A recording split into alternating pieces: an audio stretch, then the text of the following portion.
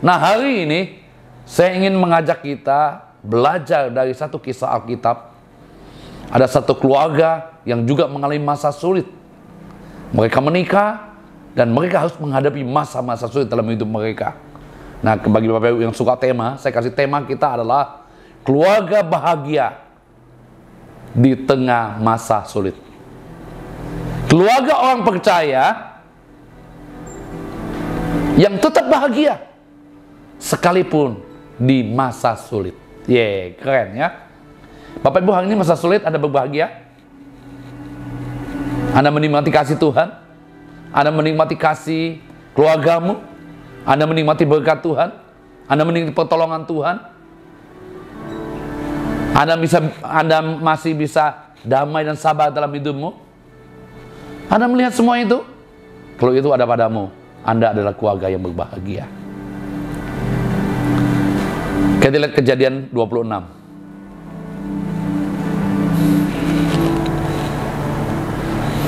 Ayat 1. Kita akan belajar dari kisah Ishak. Setelah menikah sekian tahun, dia harus keluar dari negerinya.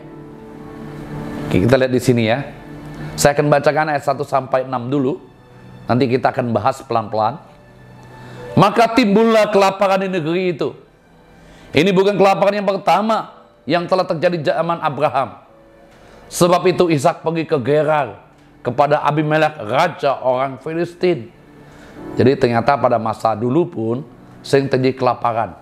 Ya, kelaparannya bukan sekali, banyak di Alkitab. Kalau Anda baca, minimal ada 7 kelaparan yang pernah terjadi. Ya, Abraham juga pernah pada masa Abraham. Ya, ayat 2. Lalu Tuhan menambahkan diri kepadanya serta berfirman, janganlah pergi ke Mesir. Diam di negeri yang akan kukatakan kepadamu.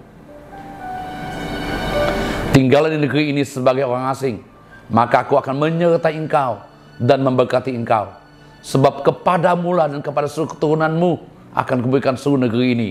Dan aku akan menempati sumpah yang telah kuiyakan kepada Abraham ayahmu. Aku akan membuat banyak keturunanmu seperti bintang di langit. Aku akan memberikan kepada keturunanmu seluruh negeri ini. Oleh keturunanmu semua bangsa di bumi akan mendapat berkat. Karena Abraham telah mendengar firmanku dan memelihara kewajibannya kepadaku, yaitu segala perintah, ketetapan dan hukumku. Jadi tinggallah Ishak di Gerar. Haleluya. Bapak Ibu, kalau kita bicara tentang keluarga yang berbahagia, saya tahu ini semua orang yang menikah punya mimpi, punya harapan, punya dream untuk memiliki keluarga yang berbahagia. Kalau kita tanya semua orang yang baru menikah, kita akan tanya calon pasangan pengantin, apa sih mimpi-mimpi kamu? Kamu menikah ini pasti punya mimpi, punya harapan-harapan. Apa yang ingin kau capai dalam hidupmu berkeluarga? Kalau kita tanya mempelai pria atau mempelai wanita, pasti jawabannya adalah mereka mau keluarga yang bahagia. Enggak ada orang yang mau menikah itu. Apa sih mimpi kamu? Apa sih harapan kamu? Enggak muluk-muluk, Om. Saya mau nanti keluarga saya keluarga yang berantakan. Keluarga yang kacau. Keluarga yang amburadul. Dan berakhir dengan perceraian. Enggak ada. Enggak ada orang punya mimpi, punya harapan-harapan waktu dia berkeluarga untuk memiliki keluarga-keluarga yang kacau balau. Saya yakin semua kita punya mimpi, punya harapan untuk membangun keluarga yang bahagia. Bapak Ibu, masalahnya adalah kenyataan dalam hidup ini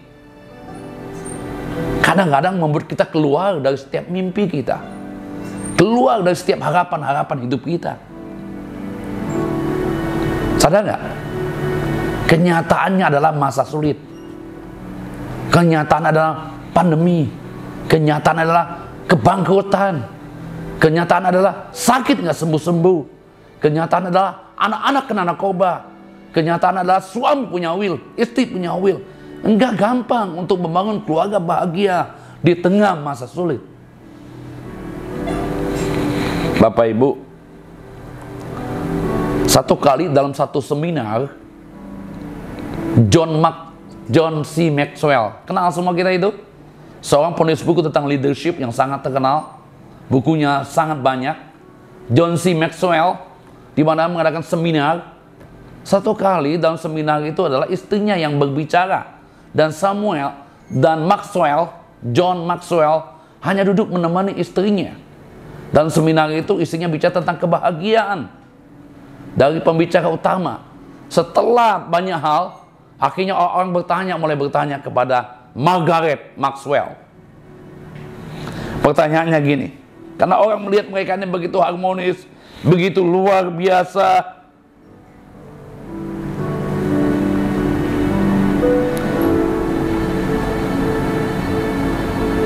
Pertanyaan gini,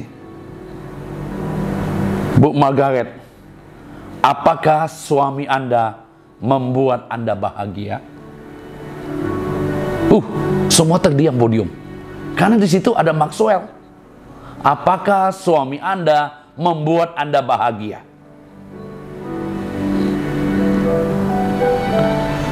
Margaret tidak segera menjawab, tapi ada jeda waktu, dia berpikir.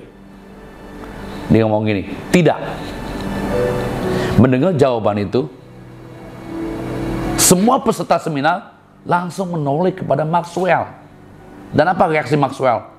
Maxwell juga matanya bingung, lagi cari pintu keluar. Mana pintu keluar nih? Haleluya. Semua peserta terhenyak.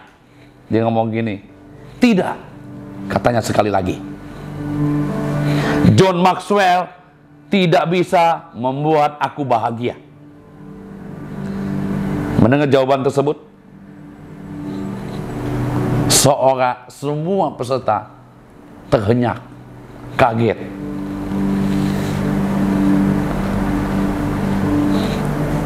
Margaret melanjutkan gini, John Maxwell adalah seorang suami yang baik, setia, selalu memenuhi kebutuhan saya baik jasmani maupun rohani. Tetapi dia tidak bisa membuat aku bahagia. Tiba seseorang menyentuh, mengapa demikian, Bu? Karena tidak ada seorang pun di dunia ini yang bertanggung jawab atas kebahagiaanku selain diriku sendiri. Bapak Ibu, semua peserta bertepuk tangan. Jadi hari ini kita mengerti, kita berbahagia atau tidak berbahagia tidak tergantung kondisi atau situasi, tapi tergantung dari dalam hatimu. Tidak tergantung suamimu, dompetmu, pekerjaanmu, tapi kebahagiaan itu dari dalam hati kita. Amin. Untuk membangun keluarga yang bahagia tidak semudah seperti yang kita katakan. Kita ngomong ini, kemalangan orang benar itu banyak, tetapi Tuhan melepaskan dia dari semuanya itu. Nah, sekarang kita mau belajar dari kisah Ishak ini dengan Ribka. Di tengah kelaparan, mereka sedang membangun keluarga. Bapak Ibu, kebahagiaan itu bukan berarti tanpa masalah. Keluarga yang bahagia itu bukan berarti bebas dari masalah. No. Justru waktu punya masalah, punya kesulitan, masa-masa sukar, Anda bisa berbahagia, saya yakin, di dalamnya ada Tuhan. Amin. Pasti ada Tuhan di dalamnya. Oke, saya akan ngajak kita belajar 5 hal ini dulu. Saya baca dengan 5 hal ini, nanti supaya Anda tahu ada 5 hal yang membuat keluarga orang percaya itu tetap bahagia sekalipun di masa sulit. Yang pertama itu, Ishak disertai Tuhan. Yang kedua itu, keluarga ini tetap menabur. Yang ketiga itu, keluarga ini diberkati Tuhan. Yang keempat itu, tetap menjaga kemesraan. Yang kelima itu, mereka suka damai. Yang keenam itu, tetap dekat dengan Tuhan. Kalau Anda lihat poin 1 dan poin 3, disertai Tuhan dan diberkati Tuhan, itu bicara bagian Tuhan. Poin 2, 4, 5, dan 6, tetap menabur, menjaga kemesraan, suka damai, dan tetap dengan Tuhan itu respon kita, bagian kita. Jadi untuk kita berbahagia betul dari dalam yang menentukan, ya. Dan ada Tuhan yang di luar sana yang berjaga-jaga atas hidup kita. Amin. Oke, kita kembali di firman Tuhan. Kejadian 26 ayat 1 tadi.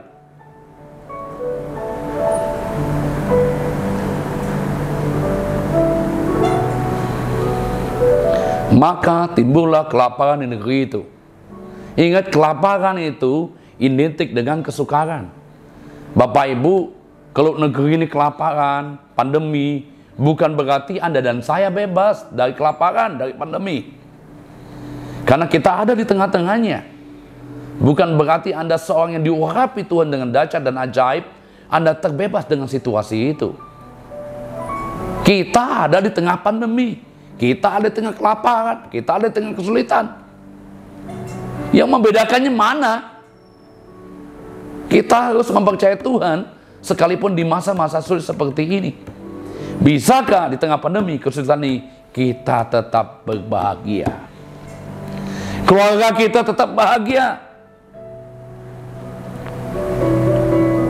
Ayat 2 katakan,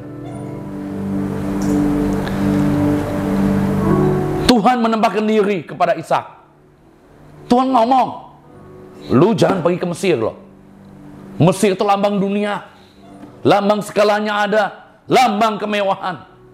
Saya kasih tahu Bapak Ibu, di tengah kesulitan hidupmu, di tengah Anda kurang uang, di tengah Anda kurang berkat jasmani, jangan lihat yang di luar kelihatan bagus.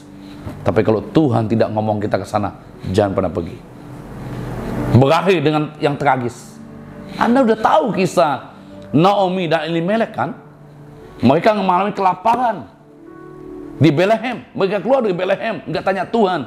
Mereka pergi ke Moab. Akibatnya Elimelek mahlon kelihatan mati. Tragis. Tuhan udah wanti-wanti, kamu jangan pernah ke Mesir. Saya kasih tahu kamu Ishak, kemana? Ke Gerar. Ke Gerar itu lembah yang tandus, lembah yang kering. Mana bisa untuk ditanami? Tapi saya kasih tahu Anda, kalau ada Tuhan di sana, sekalipun tandus, sekalipun kering, tanah itu menjadi berair. Hari ini mungkin bisnismu kering, pekerjaanmu kering, usahamu bangkrut. Saya kasih tahu, kalau memang Tuhan suruh Anda di sana, Dia bisa membalikkan keadaannya. Padang gurun bisa menjadi tumbuh-tumbuhan. Kita lihat ayat ketiga. Tinggallah negeri ini sebagai orang asing, maka akan ku menyertai engkau dan memberkati engkau. Sebab kepadamulah dan kepada keturunanmu akan kuberikan seluruh negeri ini, dan aku akan mendapati sumpah yang telah kuberikan kepada ayahmu. Bapak Ibu lihat, betul Ishak punya janji daripada Tuhan dalam hidupnya. Dari Abraham sampai dia menerima janji Tuhan. Keluarga yang bahagia adalah keluarga yang disertai Tuhan. Haleluya. Bapak Ibu yakin hari ini keluargamu disertai Tuhan? Harusnya itu udah cukup membuat kita bahagia. Kalau kita disertai Tuhan, apa sih yang perlu kita takuti? Musa ngomong ini, Tuhan, kami tidak akan mau melangkah kalau engkau tidak menuntun kami. Kalau engkau tidak berjalan di depan kami nggak mau pergi. Keren, men. Bagaimana dengan hidup dalam keluargamu? Yakin enggak Anda disertai Tuhan? Sekalipun di tanah kering, kerontang, gersang, kelihatannya nggak ada berkat, tapi kalau Tuhan menyertaimu, Dia akan membalikkan semua keadaan itu. Amin. Dan Anda menerima janji-janjinya. Ayat 4. Aku akan membuat banyak keturunanmu. Wow. Seperti bintang di langit. Aku akan berikan kepada keturunanmu seluruh negeri ini. Dan dari keturunan semua bangsa di bumi akan mendapat berkat. Wow. Yang pertama, ia disertai Tuhan. Yang kedua, ia diberkati Tuhan. Jangan main-main loh. Ini bagian Tuhan itu disertai dan diberkati. Orang banyak disertai, tapi belum tentu menerima berkat Tuhan. Orang banyak sukses, tapi nggak beruntung, kata Yosua. Tuhan ngomong sama Yosua, segala perjalananmu berhasil dan beruntung. Orang cuma berhasil disertai Tuhan, tapi nggak beruntung. Maaf, keluarganya bahagia sih, tapi maaf, mungkin ada satu kena narkoba, ya nggak beruntung kan? Ada satu dalam keluarganya yang maaf kurang beruntung. Ayat 13 kita lihat.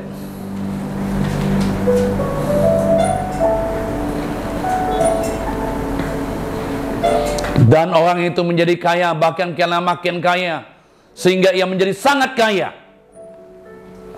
Keluarga bahagia yang pertama adalah keluarga yang disertai Tuhan. Keluarga bahagia yang kedua adalah keluarga yang diberkati Tuhan. Jadi Ishak makin lama makin kaya, bukan hanya disertai Tuhan, tetapi dia juga diberkati Tuhan.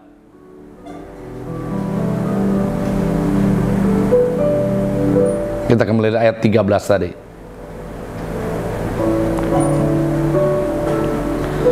Bapak Ibu, kita nih kadang-kadang sudah melakukan bagian-bagian kita ya. Kita kerja keras, kita sungguh-sungguh tekun, kita sungguh-sungguh setia, gitu ya. Kita disertai Tuhan. Tapi kok berkatnya enggak ya, biasa-biasa aja ya. Ishak di tanah kering, tandus, tiba-tiba diberkati luar biasa. Karena ia diberkati Tuhan. Jadi orang itu kaya, kian lama makin kaya. Memang kalau kita lihat ayat di atas sebelumnya, dia menabur. Tapi Alkitab jelas mengatakan, ayat 14 katakan, ia diberkati Tuhan. Ayat 13, coba 12 ya, 12. Maka menaburlah Ishak di tanah itu, dan dalam tahun itu juga ia mendapat 100 kali lipat, sebab ia diberkati Tuhan. Catat baik-baik ya. Makin lama makin kaya, kian lama makin kaya, dan menjadi sangat kaya, sebab ia diberkati Tuhan. Ayat 14. Ia mempunyai kumpulan kambing domba dan lembu sapi serta banyak anak buah, sehingga orang Filistin cemburu kepadanya. Ini kan gila Bapak Ibu, orang pendatang baru negeri asing ya, dikasih di Gerar yang tandus, kering, tiba-tiba punya domba kambing yang banyak, punya pembantu, membuat orang lain iri nggak? Iri kan?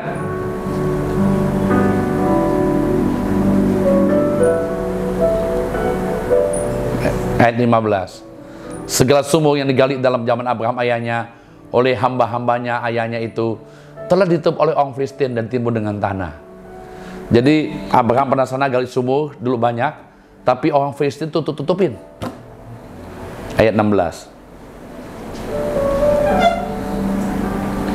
Lalu kata Abimelek kepada Ishak, pergilah dari tengah-tengah kami, sebab engkau telah menjadi jauh lebih berkuasa daripada kami. Nih, Abimelek, Raja Abimelek ini gelar ya Bapak Ibu ya, bukan nama orang. Kalau kita nama Abimelek banyak di Alkitab, zaman Abraham juga Abimelek, tapi Abimelek nama gelar dari raja. Udah, kamu juga kesini, kamu udah kaya banget. Kelihatannya kamu lebih powerful daripada kami. Ayat 17. Jadi pergilah Ishak dari situ dan berkemah di lembah Gerar, dan ia menetap di situ. Wais. Ayat 18. Kemudian Ishak menggali kembali sumur-sumur yang digali dalam zaman Abraham ayahnya dan telah ditutup oleh Filistin. Sudah Abraham mati, disebutkannya nama sumur-sumur itu menurut nama-nama yang telah diberikan oleh ayahnya. Ketika hamba Ishak menggali lembah itu, mereka mendapati di situ mata air yang berbual-bual airnya. Nih, Bapak Ibu Anda lihat, apa aja yang disentuh Ishak itu berhasil loh. Zaman Abraham sumur-sumur digali, Keluar air, digali, keluar air, diambil orang, dikasih lagi. Itu ciri orang yang diberkati Tuhan. Sekalipun dia sulit, masa-masa sulit, dia adalah orang yang disertai Tuhan. Dia adalah orang yang diberkati oleh Tuhan. Yeay, keren. Kita balik ayat 5.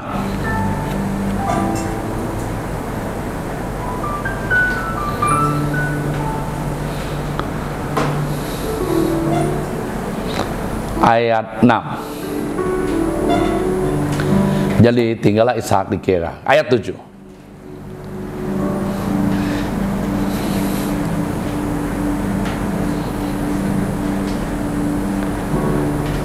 Ketika orang-orang di tempat itu bertanya tentang istrinya, berkatalah ia, dia saudaraku, sebab ia takut mengatakan, ia istriku, karena pikirnya jangan-jangan aku dibunuh di penduduk tempat ini karena Ribka, sebab elok parasnya.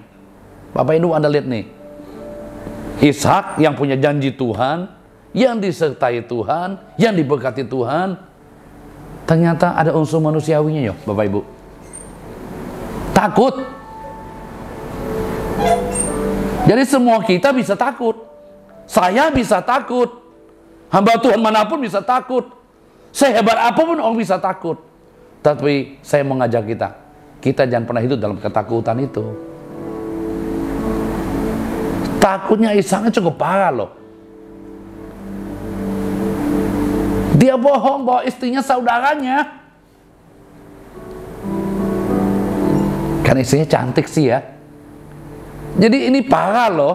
Kalau kita pergi keluar kota, ajak istri kita, ada orang tiba-tiba mau ngambil istri kita, mau bunuh kita. Kita ngomong, nggak apa-apa Pak, ini adik saya juga. Gimana? Istri bisa marah, ngamuk men. Zaman sekarang dia macam-macam. Betul kan? Ayat 8. Setelah berapa lama ia ada di sana, pada suatu kali menjenguklah Abimelek, raja orang Filistin itu dari jendela. Maka dilihatnya Ishak sedang bercumbu-cumbuan dan Ribka istrinya. Ayat 9. Lalu Abimelek memanggil Ishak dan berkata, sesungguhnya dia istrimu. Masakan engkau berkata dia saudaraku? Jawab Ishak kepadanya, karena pikirku jangan-jangan aku mati karena dia. Ini laki-laki kurang ajar loh Bapak Ibu. Ya, gagal istri yang cantik ini gue bisa mati nih. Dia ingin menyelamatkan nyawanya. Orang yang punya perjanjian, orang yang disertai Tuhan, orang yang diberkati Tuhan, bisa berdusta. Jadi saya kasih tahu hari ini, semua kita nggak ada yang benar loh. Kita belajar dari Ishak ini. Sehebat apapun kita dengan Tuhan, ternyata kita punya sisi manusiawi yang lemah, yang bisa kita alami sekalipun sebagai orang percaya. Kalau Anda lihat di sini, Tuhan intervensi. Karena yang disertai Tuhan dan dibela oleh Tuhan. Maka itu layak pujian tadi. Kalau kita biji mata Tuhan, Tuhan jagai kita. Kalau ada orang jahat bagi hidupmu, Anda nggak bisa apa-apa. Berdoalah. Berserulah kepada Tuhan. Anda akan melihat Tuhan akan membela hidupmu. Tuhan akan lakukan pembelaan dalam hidupmu. Karena Anda adalah biji matanya. Di tengah-tengah Ishak nggak baik, nggak benar, menipu. Tuhan intervensi. Lalu Abimelek memanggil Ishak dan berkata, sesungguhnya dia istrimu. Masakan kau berkata dia saudaraku? Dia bisa kepadanya, karena pikirku jangan-jangan aku mati karena dia. Ya 10. Tetapi Abimelek berkata, apakah ini juga telah kuperbuat? Tapi Abimelek berkata, apakah juga yang telah kau perbuat ini terhadap kami? Kau perbuat ini terhadap kami mudah sekali terjadi loh. Sasaul dan bangsa ini tidur dengan istrimu, sehingga dengan demikian kau mendatangkan kesalahan atas kami. Lu tahu nggak? Lu ngomong gitu, lu orang asing, istri lu bisa diambil, ditidurin. Dan kalau itu terjadi, lu tahu nggak? Itu menimbulkan dosa atas negeri ini. Negeri kami bisa kena kutuk. Kenapa Abimelek ngomong gitu? Karena dia tahu Ishak punya Allah yang hidup. Yehova, Yahweh, orang Israel hidup. Dan saya yakin juga dia dengar cerita-cerita nenek moyang Abimelek sebelum waktu zaman Abraham yang kena kutuk. Seistana perempuan mandul.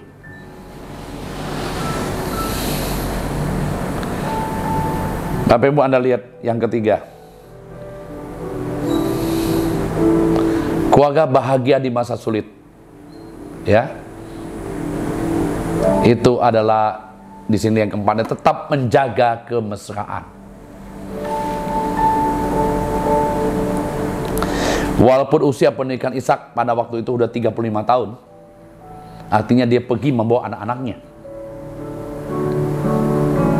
Dia tetap mesra loh.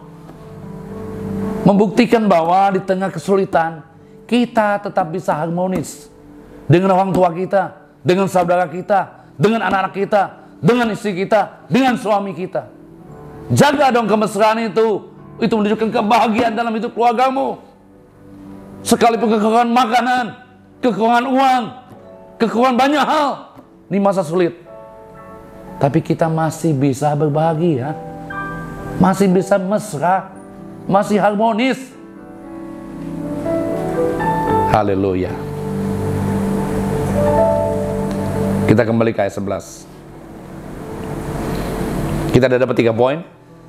Keluarga yang berbahagia adalah keluarga yang disertai Tuhan. Keluarga yang berbahagia adalah keluarga yang diberkati Tuhan. Keluarga yang bahagia adalah keluarga yang tetap menjaga kemesraan. Lalu Abimelek memberi perintah kepada seluruh bangsa. Siapa yang mengganggu orang ini atau istrinya, pasti dia akan dihukum mati. Wow. Tuhan itu kalau intervensi nggak main-main, men. Makanya kalau kita jadi biji mata Tuhan, Tuhan belanya mati-matian loh. Kalau Anda ada sungguh-sungguh orang pilihannya, terlepas dari apa yang kau lakukan mungkin gak baik, Tuhan tetap bersama dengan Anda. Tapi Anda jangan ngambil kesempatan. Ayat 12. Maka menaburlah Ishak di tanah itu, dan dalam tahun itu juga ia mendapat hasil 100 kali lipat, sebab ia diberkati Tuhan. Keluarga yang bahagia di masa sulit adalah keluarga yang tetap menabur. Keluarga yang bahagia di masa sulit yang pertama adalah keluarga yang disertai Tuhan. Yang kedua adalah keluarga yang diberkati Tuhan. Yang ketiga adalah keluarga yang tetap menjaga kemesraan. Yang keempat adalah keluarga yang tetap menabur. Bapak Ibu, mungkin hari ini Anda kurang banyak hal, kurang kasih, kurang perhatikan, kurang dilayani, kurang waktu. Ayo tabur.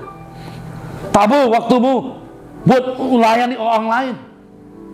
Tabur kasihmu untuk peduli dengan orang lain. Tabur kata-katamu untuk menyemangati orang lain. Tabur uangmu kepada orang-orang yang memerlukannya. Sekalipun tidak sebanyak yang kau miliki, tapi kalau Anda punya hati tetap mau menabur di masa sulit ini, Anda akan menuai pada waktunya. Amin. Pasti bisa kita menabur. Waktumu bersama dengan orang lain, waktumu, perhatianmu, kepedulianmu, melayanimu, pelayananmu. Anda bisa melayani orang lain dengan kekuatanmu, dengan talentamu, menyemangati orang lain, bukan justru merontokkan. Kau bisa memulihkan hati yang patah, bulu yang terkulai tidak akan dipatahkannya, sembuh yang pudar nyalanya tidak akan dipadamkannya. Anda pasti bisa lakukan itu. Amin. Tetaplah menabur, tetaplah memberi. Memberi itu bukan hanya uang, Bapak Ibu ya. Anda punya waktu, punya kesempatan, punya talenta, punya kekuatan, ya, punya perhatian, pelayanan yang spesifik. Kasih dong gereja.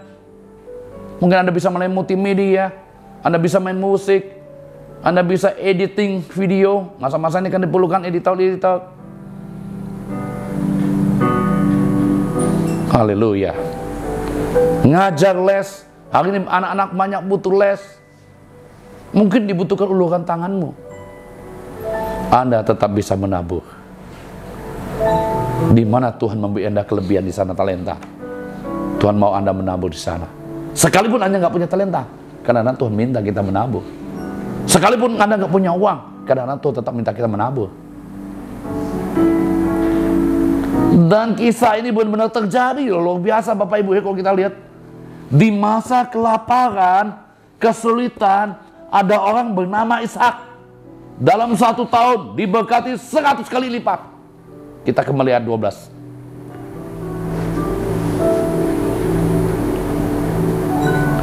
Maka menaburlah Ishak di tanah itu. Dalam tahun itu juga yang mendapat berapa lipat? 10 kali lipat, 100 kali lipat. Sebab ia diberkati Tuhan. Ayat 13. Dan orang itu menjadi kaya, bahkan kian lama kian kaya, sehingga ia menjadi sangat kaya. Saya ini bernubuat bagi Bapak Ibu jemaat Tuhan. Saya tahu ada beberapa orang justru di tengah pandemi ini Anda diberkati luar biasa. Sekali lagi, ada beberapa orang percaya di tengah pandemi ini Anda diberkati luar biasa. Mengapa? Karena Anda tetap menabur di masa sulit. Keluarga bahagia adalah keluarga yang tetap menabur di masa sulit. Saya melihat Anda menjadi kaya, kian lama kian kaya, sehingga menjadi sangat kaya. Sampai Raja Abimelek ngomong ini, gila, lu lebih kaya dari kita, baru setahun di sini, kamu jangan kesini lagi deh, pergi tempat lain aja. Keren men. Haleluya. Yang pertama, keluarga bahagia itu maksud adalah keluarga yang disertai Tuhan. Yang kedua adalah keluarga yang diberkati Tuhan. Yang ketiga adalah keluarga yang tetap menjaga kemesraan. Yang keempat, keluarga yang bahagia dimaksud adalah keluarga yang tetap menabur. Yang kelima, kita kembali ayat 20.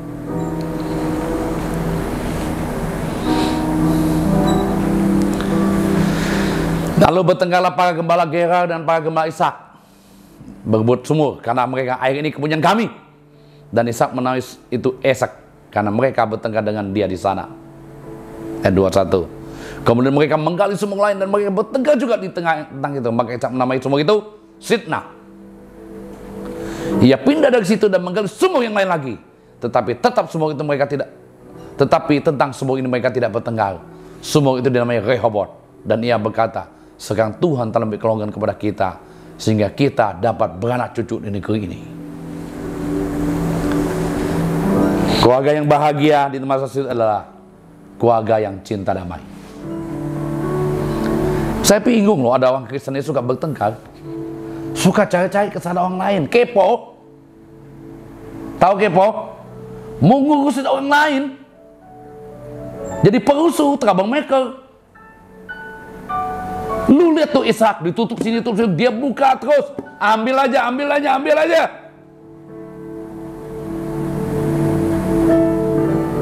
Keluarga yang bahagia masa sulit adalah keluarga yang cinta damai, nggak kepo dengan orang lain, hidup penuh dengan damai dan sejahtera. Kita ngomong ini, kalau itu tergantung kepada kamu, berdamailah dengan semua orang. Halo? Kalau apapun yang kau buat tergantung Anda, berdamailah dengan semua orang.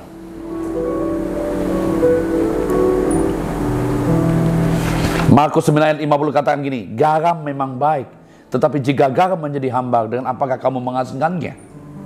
Hendaklah kamu selalu punya garam dalam dirimu dan selalu hidup berdamai yang seorang dengan yang lain. Bapak Ibu, kita ini garam. Kita bisa mengasinkan.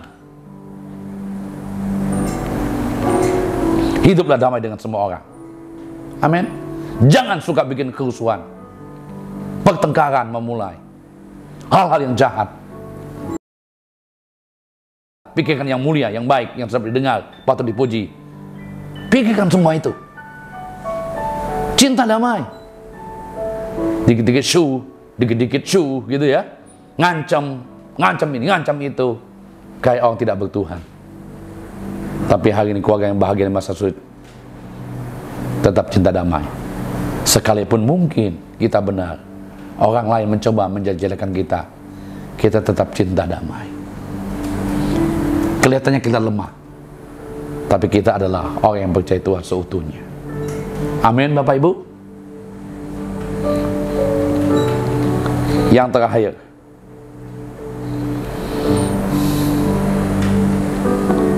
ayat 23, 24. Lalu pada malam itu Tuhan menampakkan diri kepadanya serta berfirman, Akulah Allah ayahmu, Allah Abraham. Janganlah takut sebab aku menyertai engkau. Nih, berkali-kali diberkati. Aku akan memberkati engkau, dan memperbanyak keturunanmu karena Abraham, hambaku itu. Sudah itu Ishak mendirikan mezbah di situ dan memanggil nama Tuhan. Ia memasang kemah di situ, lalu hamba-hambanya menggali sumur di situ.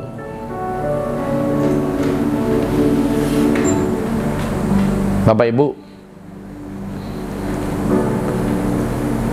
Anda lihat di sini, ia memanggil nama Tuhan, mendirikan mezbah.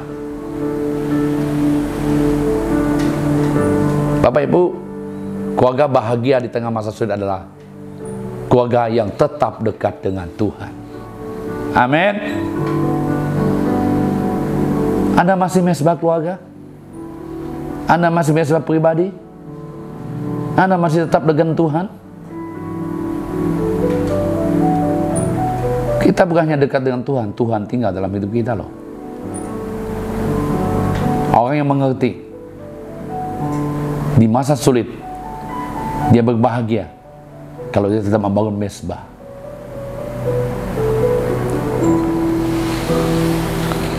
Ayo bangun mezbah kita. Mazmur 34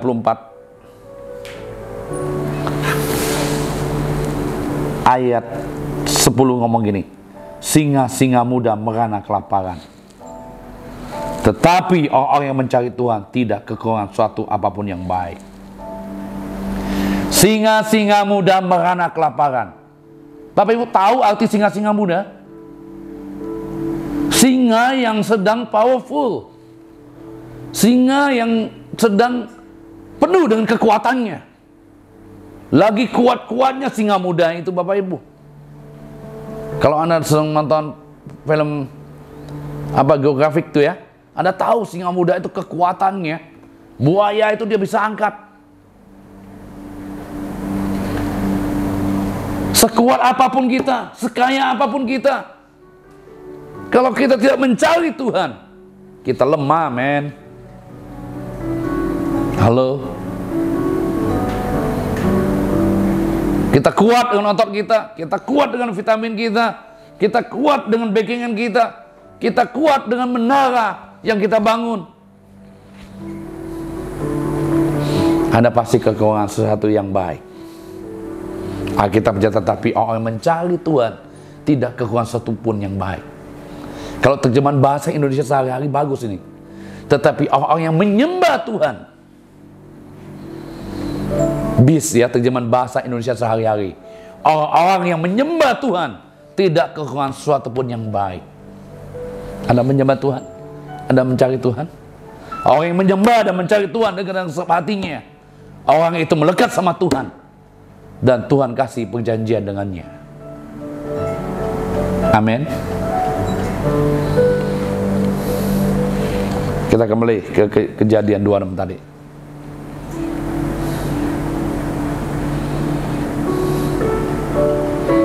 Ayat 25, 26. Datanglah Abimelek dari Gela mendapatkannya bersama-sama Ahuzat sahabatnya dan Pikol kepala pasukannya. 27. Tetapi kata Ishak kepada mereka, mengapa kamu datang berkenlah aku? Bukankah kau benci kepadaku dan telah menyuruh aku keluar dari tanahmu? Ayat 28. Jawab mereka, kami telah melihat sendiri bahwa Tuhan menyertai engkau. Sebab itu kami berkata, baiklah kita mengadakan sumpah setia antara kami dan engkau, dan baiklah kami mengikat perjanjian dengan engkau. 29. bahwa engkau tidak akan berbuat jahat kepada kami seperti kami tidak mengganggu engkau, dan seperti kami semata-mata berbuat baik kepadamu, dan biarkan engkau pergi dengan damai. Bukankah engkau yang diberkati Tuhan? Kemudian Ishak mengadakan perjamuan bagi mereka, lalu mereka makan dan minum. 31. Besokan harinya pagi-pagi bersumpah-sumpahlah mereka. Kemudian Ishak melepaskan mereka dan mereka meninggal dia dengan damai. Pada hari itu datanglah hamba-hamba Ishak memberitahukan kepadanya tentang sumur yang telah digali mereka, serta berkata kepadanya, kami telah mendapat air. Ayat 33. Lalu namanya sumur itu Sheba, sebab itu nama kota itu adalah Beersheba sampai sekarang. Wow, kalau kita baca ayat ini kebenaran-kebenaran banyak masih ya. Ini saya baru sebutkan 6. Banyak banget kebenaran-kebenaran firman Tuhan di dalamnya. Kita belajar dari kitab Ishak ini. Kita mau ini. Musuh kita pun dibuatnya berdamai loh, haleluya. Kalau Tuhan berkenan atas jalan seseorang. Wow, keren banget ya. Musuh kita pun disuruhnya berdamai kalau Tuhan berkenan atas jalan seseorang. Puji Tuhan Bapak Ibu, biarlah firman Tuhan yang singkat ini memberkati kita. Keluarga yang bahagia di masa sulit adalah keluarga yang disertai Tuhan, keluarga yang diberkati Tuhan, keluarga yang tetap mesra, keluarga yang tetap menabur, keluarga yang cinta damai, dan keluarga yang tetap dekat dengan Tuhan. Amin.